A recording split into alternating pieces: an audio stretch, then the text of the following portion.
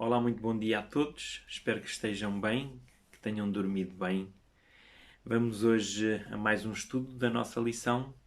Antes disso, nós vamos fazer, como é habitual, a nossa oração, mas vou começar com a meditação também, está bem? Vamos então fazer uma oração. Nosso querido e amado Deus, estamos aqui, Senhor, com os nossos pensamentos ligados ao céu, agradecendo-te uma vez mais pela vida que tu nos deste. Se acordámos hoje, Senhor, foi porque nos deste este dom, um dom que tu nos concedes gratuitamente. Um dom, Senhor, que não está nas nossas mãos o ter, mas que a ti o devemos, Senhor. Nesse sentido, gostaríamos de aproveitar o dia da melhor maneira, fazendo todas as coisas que temos para fazer, mas sempre guiados e orientados por ti. Amado Deus, fica connosco agora nesta reflexão, nesta meditação. É o que te pedimos em nome de Jesus. Amém. Vou então ler a meditação de hoje, que tem como título Ser Leal. E o texto encontra-se em Provérbios, capítulo 3, versículo 29, e diz assim: Não maquines o mal contra o teu próximo, pois habita contigo confiadamente. De todos os defeitos de caráter, a deslealdade é seguramente um dos piores. O homem desleal atua calado, em silêncio, aparentando e fingindo que é amigo. Há dias recebi uma carta de uma certa pessoa que estava indignada. O seu melhor amigo, a quem tinha ajudado a ingressar na empresa, atraiçoou-o cobardemente e roubou-lhe o cargo. Podia esperar isso de qualquer outro, menos de quem eu considerava ser o meu melhor amigo. Dizia a carta: Conversei ao telefone com uma senhora que convidou a sua melhor amiga a viver com ela por uns tempos. Devido aos momentos difíceis por que a dita amiga estava a passar, e quando abriu os olhos, essa amiga estava a ter um caso com o seu marido. Como pode haver gente tão fingida, mentirosa, hipócrita? Dizia ela. No texto de hoje, Salomão dirige-se a este tipo de pessoas. Gente que por inveja, insegurança, ambição ou complexo não sabe ser leal. A traição prejudica mais o traidor do que o atraiçoado. Qualquer dor que vem de fora passa. Pode ser preciso algum tempo, mas passa. A ferida fecha e depois restam somente as cicatrizes. Contudo, as feridas interiores são fatais. Destroem a vida lentamente. Um dia caí na banheira. Bati com a cabeça e perdi os sentidos. Quando despertei, examinei o meu corpo e aparentemente estava bem. Não sangrava. Não havia hematomas, nada que chamasse a atenção. No entanto, meia hora mais tarde, voltei a desmaiar. Levaram-me ao hospital e depois de alguns exames internaram-me. Quando o perigo passou, o médico disse-me: se tivesse demorado um pouco mais ao chegar ao hospital estaria morto. Por fora não tinha nada, mas por dentro tinha uma hemorragia. O traidor sangra. Pode ser que não o saiba, mas sangra por dentro. Não é feliz, não desfruta da vida. A sua deslealdade faz-lhe mais mal do que o mal que fez ao amigo, e o que consegue com a traição só destrói a paz do seu coração. Em Jesus há plenitude. Em Jesus adquires força para lutar legitimamente pelos teus sonhos, sem recorreres a atitudes cobardes como a traição. Em Jesus, a vida adquire dimensões altruístas.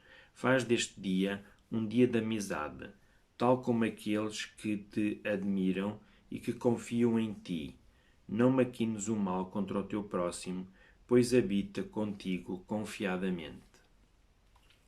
Nós temos então aqui uma reflexão sobre a lealdade.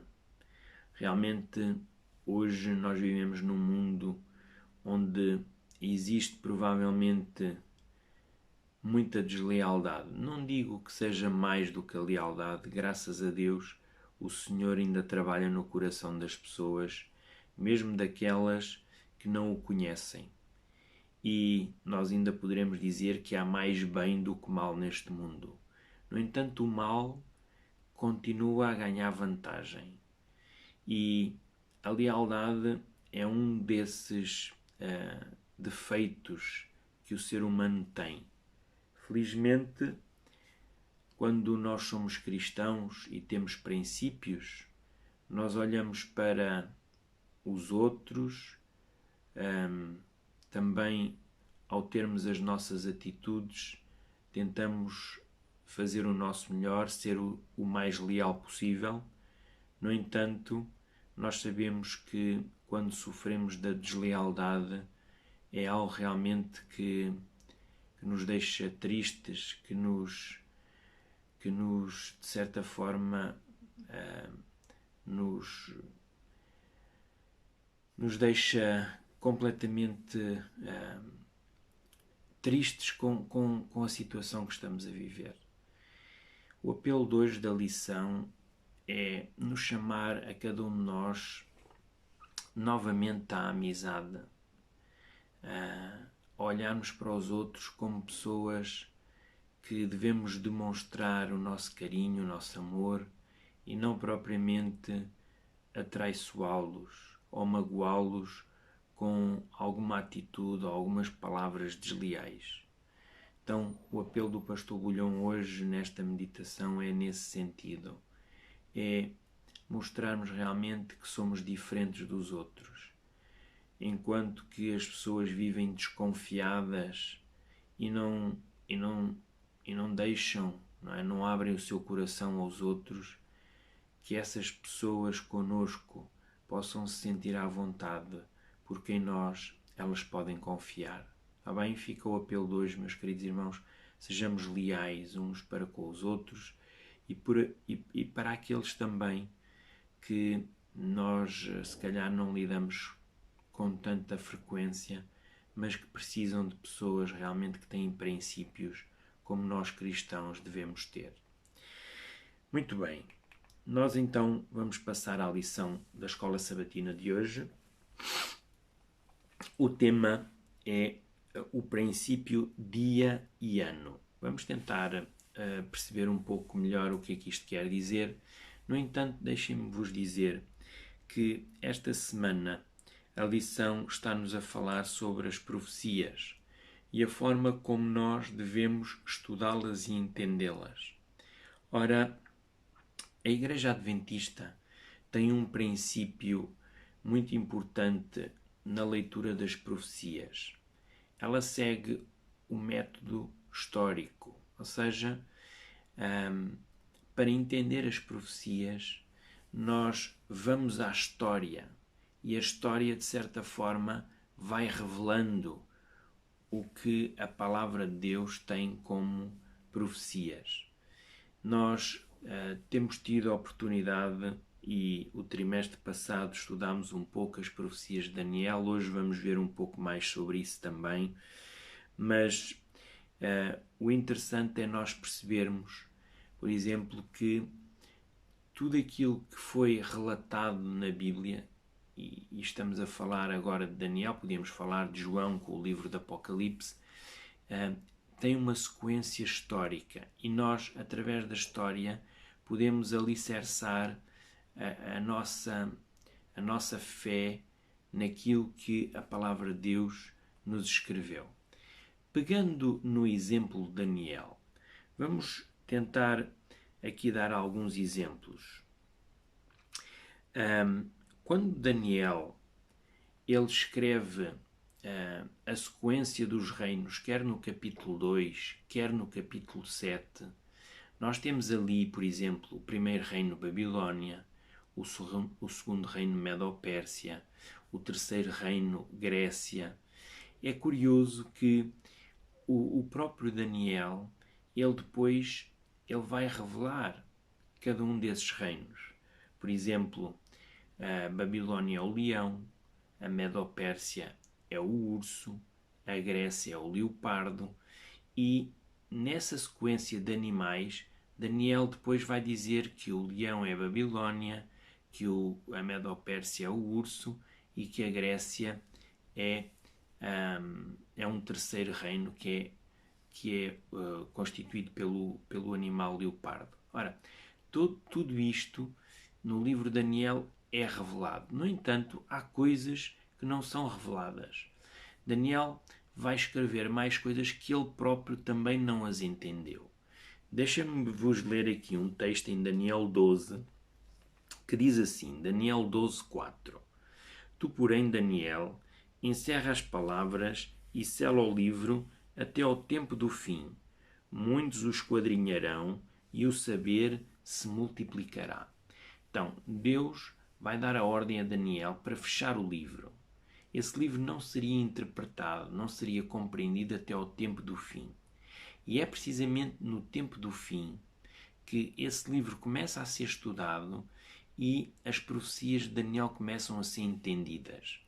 Agora, não só entendemos os 3 primeiros reinos, como entendemos o quarto, que é Roma, como entendemos a sequência que vem a seguir até à vinda de Jesus Cristo. Não há dúvida que a história ajudou-nos a entender a sequência dos reinos e a sequência dos acontecimentos que a Bíblia aqui camufla através de uma simbologia, ok? Mas quem estuda acaba por entender, não é? Reparem que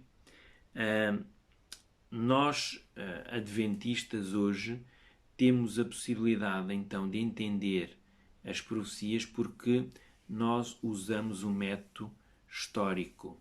Há pessoas, por exemplo, que pegam no livro de Daniel e no livro de Apocalipse e tentam, em algumas profecias que foram cumpridas na história, tentam pô-las no final, ou seja, antes da volta de Jesus. Datas, tempos, colocam-nos ali e em vez de darem-lhes uma visão simbólica, dão-lhes uma visão literal. Ora, este não foi o método que Jesus ensinou ou que a Bíblia nos ensina, assim melhor dizendo, para nós interpretarmos as profecias. As profecias, elas vão acontecendo ao longo da história, nós entendemos pelos acontecimentos históricos e algumas que ainda não se cumpriram e que se vão cumprir não podem ter propriamente uma data específica para a vinda de Jesus, porque o próprio Jesus disse que o dia e a hora ninguém sabe. Há pessoas que gostam de mudar um pouco esta palavra de Jesus e tentam, bem, o dia e a hora não sabemos, mas podemos saber o mês ou o ano, não é? Então, há pessoas que tentam jogar com as palavras de Jesus. Ninguém sabe, por isso não há nenhuma profecia que indique a vinda de Jesus. Há profecias que indicam a proximidade da vinda de Jesus, que nos indicam que devemos estar vigilantes, que nos indicam que os acontecimentos para a vinda de Jesus estão próximos. Agora, uma profecia com data específica mostrando que Jesus está a vir, isso não existe. Então, como igreja, nós temos olhado para as profecias desta forma, de forma a entendermos segundo aquilo que a história também nos foi mostrando, não é? É interessante então nós compreendermos a questão do tempo na profecia. Como entender a questão do tempo? Hoje a lição fala-nos no princípio dia e ano. Como é que nós vamos entender que podemos em profecia dizer que um dia é um ano? Vamos tentar explicar um bocadinho isso hoje para que todos nós entendamos. Quando nós começamos a ler uma profecia, quer em Daniel, quer no livro do Apocalipse, e se essa profecia começa-nos a dar uma visão simbólica, quer dizer que tudo o que está ali descrito é simbólico. Se a descrição é literal, então tudo o que está ali à volta é literal. E isso é muito importante, porque se nós pegamos numa profecia que é simbólica e queremos lhe dar uma conotação literal, podemos estar-nos a enganar. Deixem-me-vos dar aqui um exemplo. Por exemplo, em Daniel 7:17. Antes disso, dizer-vos que quando Daniel fala dos animais, não é? O leão, o urso, o leopardo, o grande animal terrível, diz que aquele animal era terrível e tinha 10 chifres. O próprio Daniel, mais à frente no texto, ele explica o que é que isso quer dizer. Reparem o que é dito aqui, por exemplo, em Daniel 7:17. É dito assim: estes grandes animais, que são quatro reis que se levantarão da terra, ou 4 reinos que se levantarão da terra. Reparem uma coisa. Daniel claramente está-nos a dizer que cada animal representa um reino, ou um rei. Estão a ver? Então não há aqui que interpretar de maneira diferente. Estamos a ver que o capítulo 7 de Daniel começou com uma descrição simbólica. Então, estes símbolos literalmente querem dizer outra coisa. Um leão não quer dizer que é um leão literal, mas que é um reino ou um rei. Estão a ver? E, por exemplo, falando do quarto animal que dizia que tinha 10 chifres, Daniel vai dizer assim: os 10 chifres, isto está no capítulo 7, versículo 24, é dito assim: os 10 chifres correspondem a 10 reis que se levantarão daquele mesmo reino, e depois deles se levantará um outro que será diferente dos primeiros e abaterá a 3 deles. Então, claramente, os chifres aqui representam reis. Então, os 4 animais são reinos, e diz que desse último animal se levantará 10 chifres, ou 10 reis. E depois, finalmente, um outro rei que vai destruir 3 deles. Nós esta semana ainda vamos falar sobre esse rei que surgiu e que destruiu 3. Ora, claramente o livro de Daniel explica. Então, nós estamos numa linguagem simbólica, não é? E quando fala desse rei que surgiu depois daqueles 10 e que abateu 3 ou destruiu 3, é-nos dito assim, nós lemos assim: proferirá palavras contra o Altíssimo, magoará os santos do Altíssimo e cuidará em mudar os tempos e a lei.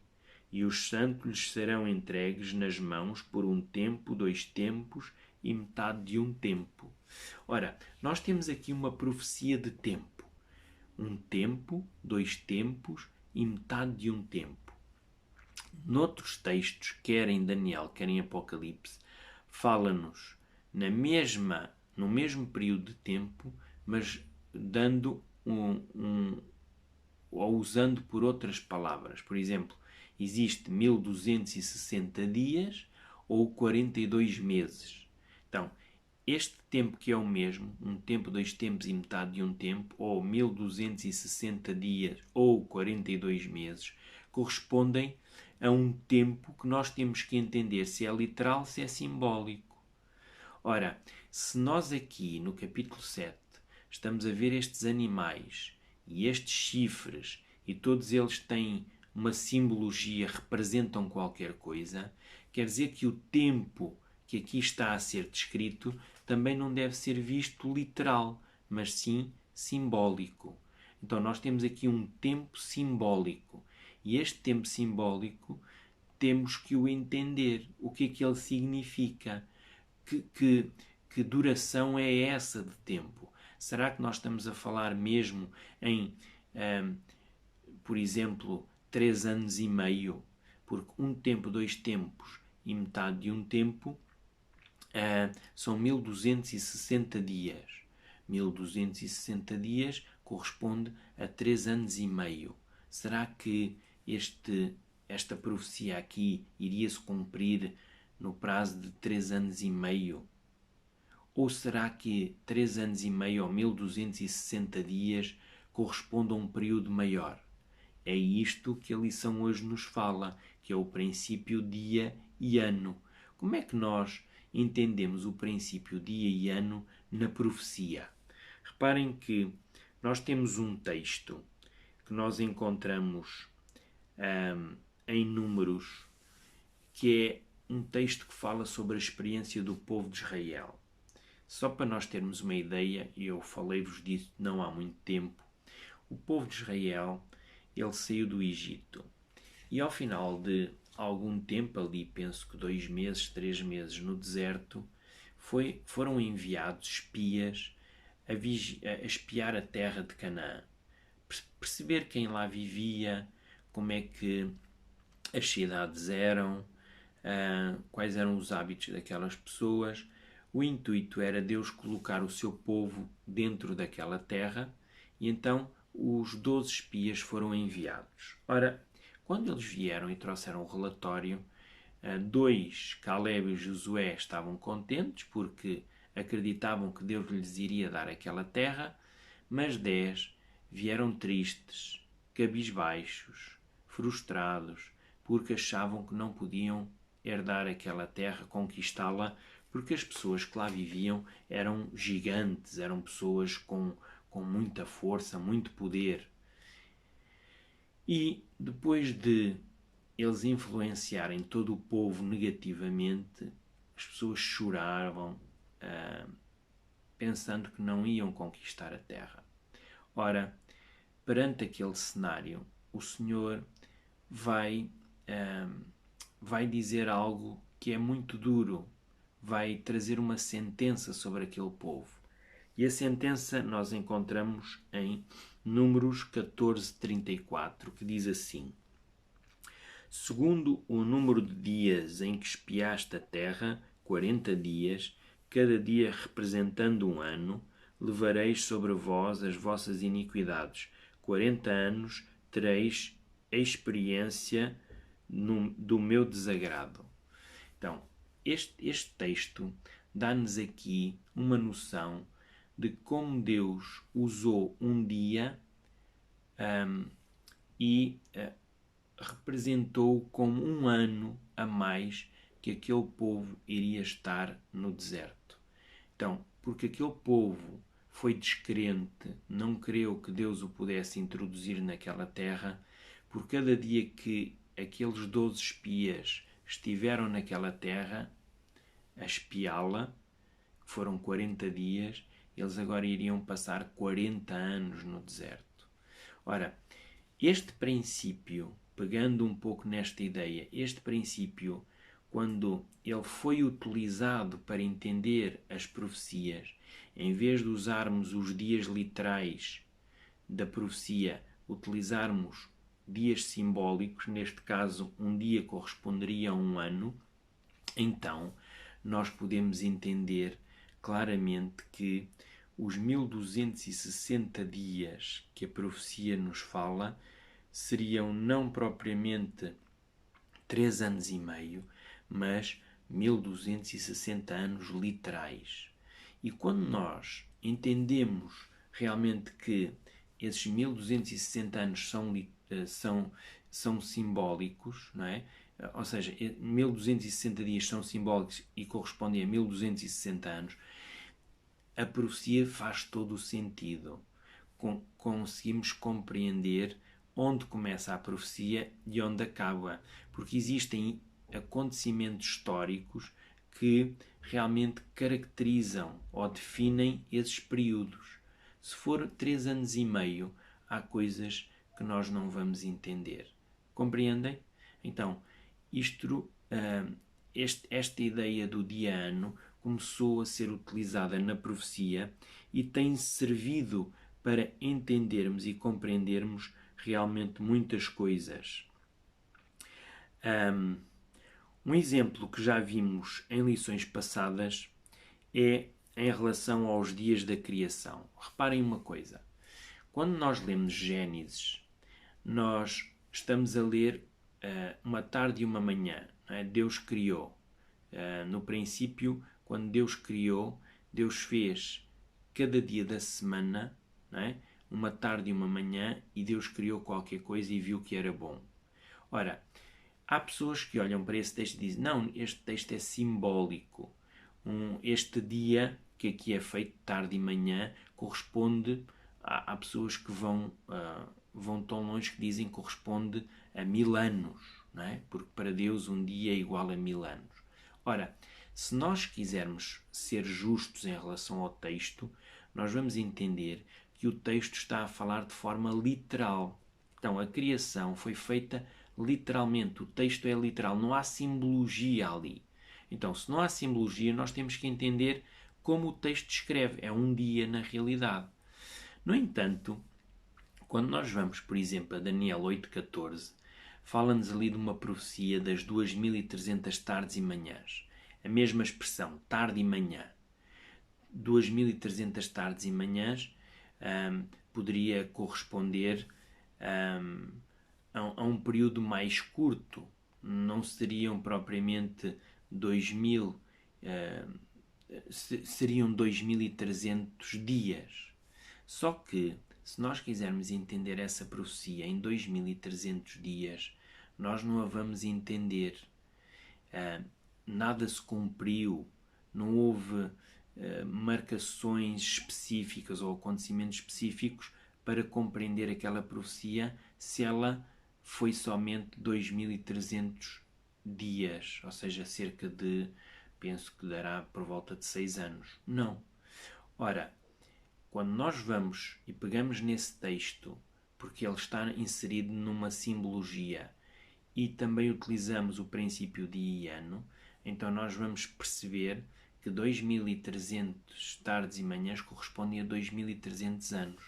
E aí sim, nós temos esta profecia a terminar no ano de 1844, a começar em 457 a.C., na altura de Daniel, e um pouco mais à frente, não é? Mas na época em que, por exemplo, os Medo-Persas estavam no poder, não é? Daniel chegou até aos Medo-Persas, até 1844.